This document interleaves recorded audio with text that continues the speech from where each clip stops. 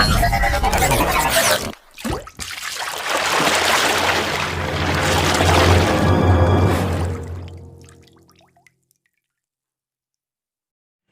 And welcome दोस्तों, मैं विकास कुमार और आप मुझे देख रहे हैं द अशोका एकेडमी चैनल के यूट्यूब प्लेटफॉर्म पे। दोस्तों, आज का हमारा चैप्टर है भूकंप का पार्ट 2। इससे पहले मैंने भूकंप के पार्ट 1 में आपको सब चीज़ बता दिया है। आप यदि वो वीडियो को नहीं देख पाए हैं तो प्लीज़ जाकर देख लीजिए, तब आपको और भूकंप के बारे में क्लियरेंस पैदा होगी। और चलते हैं, आपका ज़्यादा समय ना लेते हुए भूकंप के बारे में, भूकंप की तीव्रता के बारे में बताते हैं। ये बहुत ही अक्सर परीक्षाओं में पूछ लिए जाते हैं कि आखिर भूकंप को कैसे मापते हैं, उसके मापने की क्या ये होता है, सिस्मोग्राफ होते हैं, कौन से पैमाने होते हैं, कौन से यंत्र होते हैं। तो चलिए, सबसे पहला एक पैमाना था, इससे पहले अभी ये इसको मान्य नहीं है, मर्केली पैमाना था। मर्केली पैमाना क्या था दोस्तों? ये क्षति के आधार पे इसकी गणना की जाती थी। क्षति के आधार पे मतलब कि जैसे मान लीजिए इस साल भूकंप आया तो यदि 10 घर क्षति हुई, 10 घरों को क्षति पहुंची है, तो अगले साल यदि 15 घरों को क्षति पहुंची है तो इसका मतलब ये हुआ कि 10 घर से 15 घर ज्यादा है, तो इस साल से उस साल वाला भूकंप की तीव्रता अधिक होगी। ये अनुमान के आधारित पर था, इसलिए ये फ्लॉप हो गया है, ये नहीं चलता है अब। ये क्षति के आधार पर था।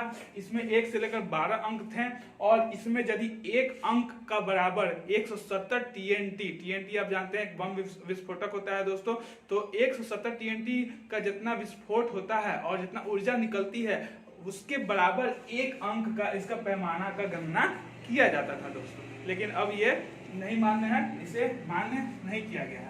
और अगला है, अब है जो अभी चलता है दोस्तों, सबसे इंपॉर्टेंट, अक्सर इसी से परीक्षा में पूछ ले जाते हैं, रिएक्टर पैमाना। रिएक्टर पैमाना बहुत ही इंपॉर्टेंट है। ये क्या होता है दोस्तों? ये 1 से लेकर 10 तक होती हैं, लेकिन नॉर्मल ये सब जो ग्रुप डी ग्रुप सी के एग्जाम में 1 से लेकर 9 तक ऑप्शन दिए जाते हैं, तो आप घबराइएगा नहीं।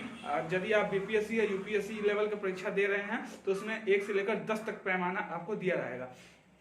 तो 1 से लेकर 9 या 10 तक इसके पैमाना होती हैं और प्रत्येक पैमाना एक दूसरे के 10 गुना ज्यादा होते जाता है। जैसे कि मान लीजिए 2 पैमाने पर यदि जितना आया भूकंप की तीव्रता जितना हुई, 3 पैमाने पर यदि जाइएगा 3 अंक पर, तो 2 पैमाने के 10 गुना, 2 पैमाने के 10 गुना तीव्रता वह दर्शाता है दोस्तों। तो यानी कि ये प्रत्येक पैमाना एक दूसरे का 10 गुना दर्शाता है दोस्तों। ये ऊर्जा पर आधारित है कि कितने ऊर्जा, कितने वेग से, कितने तीव्रता से ये भूकंप आ रही है दोस्तों।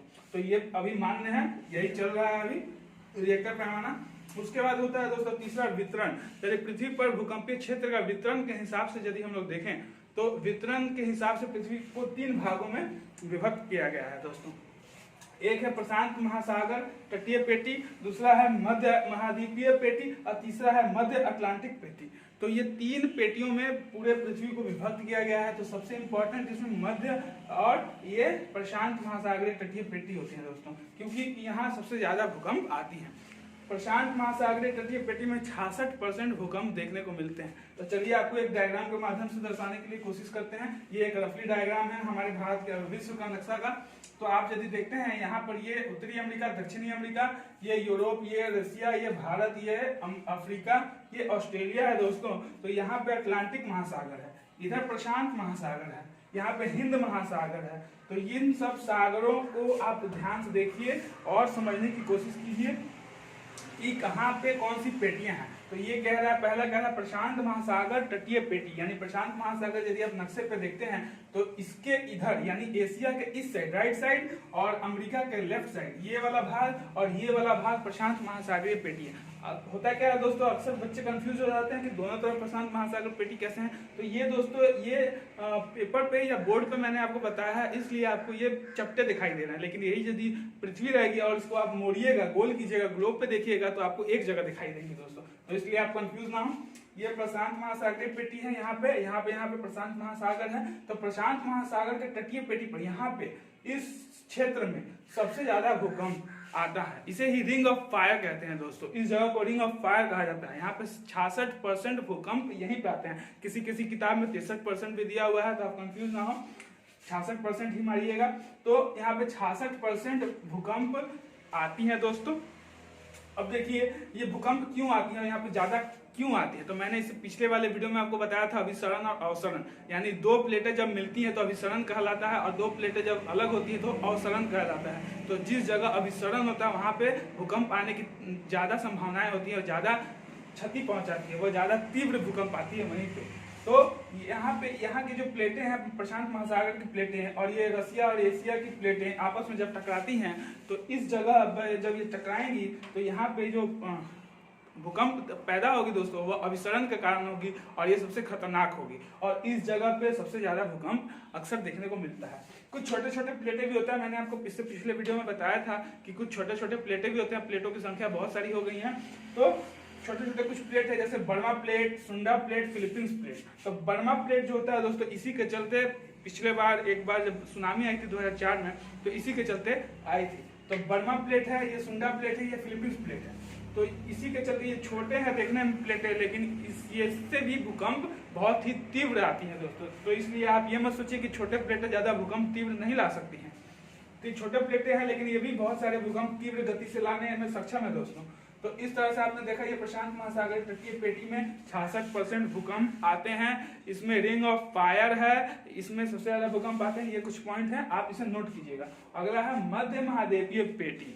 मध्य महाद्वीपीय पेटी, इसका मध्य महाद्वीपीय पेटी नाम क्यों पड़ा? क्योंकि ये महाद्वीपों के बीचों बीच से होकर गुजरता है। ये लाइन देख रहे हैं दोस्तों, इसी लाइन में भारत भी हमारा मध्य महाद्वीपीय पेटी में ही आ जाएगा। हिमालय से ऊपर से गुजरता है दोस्तों, हिमालय वाले क्षेत्र से ये गुजरता है। तो इसमें 21% भूकंप इस क्षेत्र में अक्सर देखने को मिलते हैं। यानी इन दो प्लेटें जब आपस में ऊपर से नीचे टकराती हैं दोस्तों तो यहाँ पे ये भूकंप देखने को मिलते हैं। ये है मध्य महाद्वीपीय पेटी, ये आप समझ गए। लास्ट है मध्य अटलांटिक पेटी। ये अटलांटिक महासागर होता है दोस्तों, आप देख रहे हैं एस आकार का अटलांटिक महासागर होता है। ये अक्सर परीक्षाओं में पूछ लिया जाता है कि एस आकार का कौन सा महासागर है, तो अटलांटिक महासागर एस आकार का महासागर है। और यहाँ पे हिंद महासागर है, नीचे में भारत के नीचे हिंद महासागर, ये अटलांटिक महासागर, इधर प्रशांत महासागर। आप महासागरों की स्थिति और विस्तार पूर्वक समझने के लिए मेरे वो वाले वीडियो जो ज्योग्राफी का मैप वाला वीडियो है उसे देखिएगा। तो ये है आपका मध्य अटलांटिक पेटी। तो इसमें भूकंप बहुत कम आती है दोस्तों। तो इस तरह आपने देखा यहाँ पे भूकंप बहुत कम, सबसे भूकंप कम यानी नहीं आती है नो अर्थक्वेक अंटार्कटिका पेटी में आती है। जो नीचे अंटार्कटिका पेटी होती है दोस्तों वहां पे भूकंप आती ही नहीं है। अभी तक कई वर्षों से वहां पे भूकंप नहीं आई है। तो वहां पे नो अर्थक्वेक है और वहां पे इंसान भी नहीं रहते हैं दोस्तों।